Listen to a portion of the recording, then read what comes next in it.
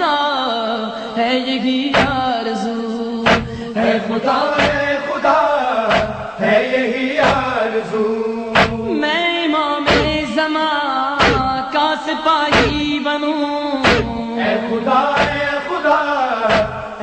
معصوم فرماتے ہر شب جمعہ ہزارہا گنہگار وادی برہوت سے آزاد ہو جاتے ہیں۔ معصوم فرماتے ہیں مومن جب شب جمعہ آئے تو زیادہ سے زیادہ اپنے مرحومین کو یاد کیا کرو۔ ایک روایت میں آئے فرمایا جن کے والدین مرحوم ہو گئے، فرمایا ہر شب جمعہ تمہاری بوڑھی ماں تمہارے در پہ آتی ہے، تمہارا بوڑھا باپ تمہارے گھر پہ آتا ہے اور کیا سوال کرنے آتی ہے، میرے لال مجھے کوئی خیرات دو، مجھے کوئی ثواب دو۔ معصوم فرماتے ہیں یہ غافل انسان پوری رات سوتا رہتا ہے، یہ کھڑی رہتی ہے یہاں تک کہ صبح ہو جاتی ہے۔ ملائک کہتے ہیں اب جانے کا وقت ہے، کہتی ہے نہیں اب اٹھے گا نماز پہ، مجھے کچھ نہ کچھ تو خیرات دے گا، لیکن فرماتے سورج نکل جاتا ہے، یہ غفلت کی نیند میں سوتا رہتا ہے۔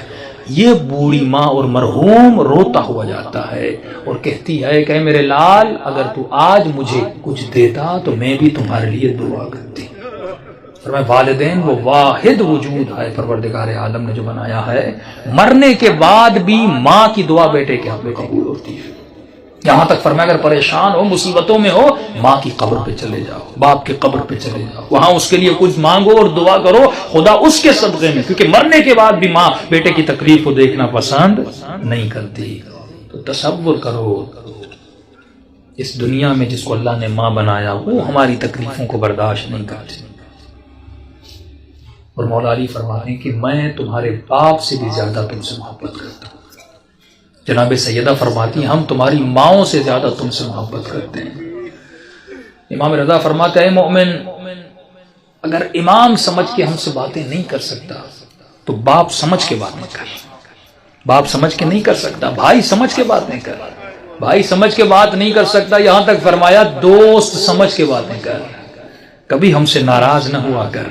ایک مولا کا چاہنے والا گنہگار تھا، ساتویں امام کا زمانہ تھا، گلی پتلی سی تھی اور شراب کی اس میں عادت تھی، ہاتھ میں شراب تھا اور آگے بڑھ رہا تھا، سامنے امام کو آتے ہوئے دیکھا، شرمندہ ہوا کہ مولا کو کیسے میں فیس کروں گا، اس نے فوراً اپنا چہرہ دیوار کی طرف کر دیا تاکہ مولا گزر جائے اور مجھے نہ دیکھیں۔ امام جیسے آئے اس کے قریب آئے، اس کی پیٹھ پہ ہاتھ لگایا، کہا کہ اپنا منہ کیوں پھیرا ہے؟ فوراً اس نے چہرہ امام کا مولا میں نے دیکھا نہیں، بہانہ بنایا۔ تو امام نے کہا ہاتھ میں کیا ہے؟ جھوٹ بولتا مولا سے، جس نے کہا کیسے بتاؤں ہاتھ میں شراب؟ اس نے جھوٹ بولا کہ مولا میرے ہاتھ میں شراب ہے، میرے ہاتھ میں دودھ ہے۔ تو امام نے کہا اگر دودھ ہے تو تھوڑا ہمیں بھی پلا، ہم بھی پینا چاہتے ہیں۔ اب کہتا ہے میرے ہاتھ کانپ رہے تھے، تھا تو شراب اس برتن میں، کروں تو کیا کروں؟ کہتا جیسے میں نے اس برتن سے اس شراب کو اتارا تو وہ دودھ میں بدل گیا۔ امام نے ایک جملہ کہہ کر آگے ہو کر گزر گئے، فرمایا تو میرا چاہنے والا ہے، ایسا رہو جیسا ہمیں پسند ہے۔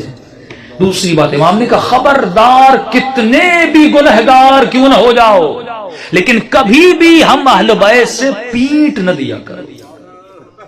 یہ شیطانی وسوسہ ہوتا ہے، میں نے گناہ کیا، میں نے خطائیں کی، میں اتنے گنہگار ہوں، میں کیسے سجدہ کروں، میں کیسے نماز پڑھوں، میں کیسے علی سے گفتگو کروں، میں کیسے امام زمانہ سے باتیں کروں۔ امام فرماتے ہم بیٹھے اس لیے ہیں تاکہ تو ہمارے ساتھ درد دل کرے، اور یہ وسیلہ خدا نے آپ کو دیا۔